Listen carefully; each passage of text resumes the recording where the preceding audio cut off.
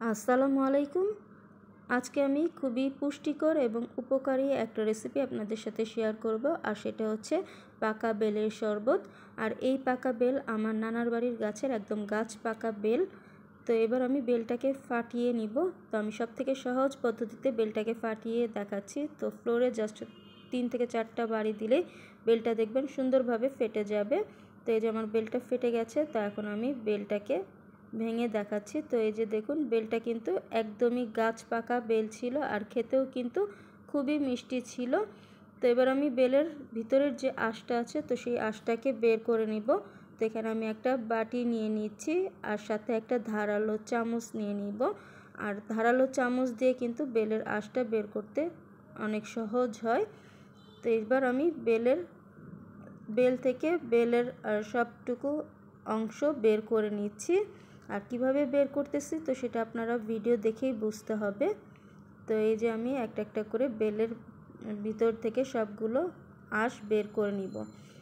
আর bell কিন্তু আমাদের শরীরের জন্য খুবই উপকারী, সেটা কাঁচা হোক কিংবা পাকা হোক। তো বেল আমাদের এই গরমে হজমে সহায়তা করে, ক্যান্সার প্রতিরোধে সহায়তা করে, কোষ্ঠকাঠিন্য দূর করতে সাহায্য করে, আমাদের স্কিন ভালো রাখতে সাহায্য করে। এছাড়াও কিন্তু আরও অনেক গুণাগুণ রয়েছে বেলের। তো এই যে আমি বেলটাকে বের করে নিয়েছি, আর আঁচাটা ফেলে দিয়েছি। এবার বেলের যে আঠালো যে উপর থেকে বিচিগুলো আছে, তো সেই বিচিগুলোকে আমি বেছে বেছে ফেলে দিচ্ছি। তো আপনারা চাইলে এই বিচিগুলো কিন্তু পরেও ফেলে দিতে পারবেন। তো যেহেতু উপরে ছিল, আমি বেলের বিচিগুলো ফেলে দিলাম। তো এবার এর মধ্যে 1 কাপের মতো পানি দিয়ে দিচ্ছি।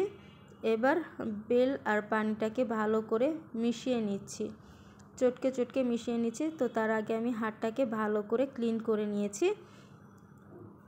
তো এই যে আমি পানিটার সাথে বেলটাকে ভালো করে মিশিয়ে নিয়েছি। তো এবার বেলের আঁশ আর বিচিটাকে বেলটা থেকে আলাদা করে নিচ্ছি।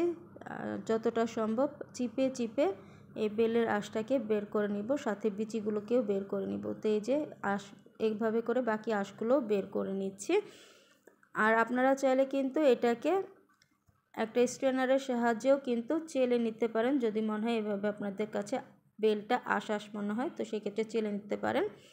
তো এই যে এখানে আমি অল্প অল্প করে বেলের আঁশটাকে বের করে নিচ্ছি।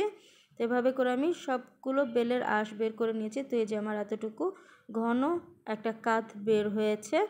তো এবার আমি এর মধ্যে 1 কাপের মতো চিনি দিয়ে দিচ্ছি। যেহেতু বেলটা অনেক মিষ্টি ছিল, এই জন্য আমি এখানে পরিমাণে একটু কম দিয়েছি চিনি। তো আপনারা যেমন মিষ্টি খাবেন তো সেই অনুপাতে চিনিটা অ্যাড করে দিবেন। এরপর এর সাথে আমি আরও 1 কাপের মতো পানি অ্যাড করে দিচ্ছি। তো আপনারা যতটুকু বেলের শরবতটাকে ঘন বা পাতলা খাবেন, তো সেই অনুপাতে পানিটা অ্যাড করে দিবেন। এবার সব কিছু খুব ভালো করে নেড়ে চেড়ে মিশিয়ে নিচ্ছি। তো আমি বেলের শরবতটাকে একটু ঘন রাখবো, এই জন্য আমি এখানে পানির পরিমাণটা কম করে দিয়েছি। তো এই যে আমার শরবতটা হয়ে গেছে।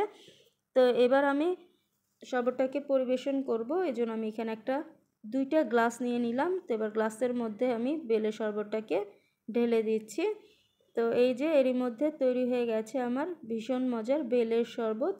এবার আপনারা চাইলে এর মধ্যে বরফ কুচি দিয়ে পরিবেশন করতে পারেন, তবে আমি এর মধ্যে বরফ কুচি দিব না, কারণ আমি শরবতটা বানিয়েছিলাম ঠান্ডা পানি দিয়ে। তো আমি খুব সহজভাবে আজকে এই বেলের শরবতটা বানিয়ে দেখালাম।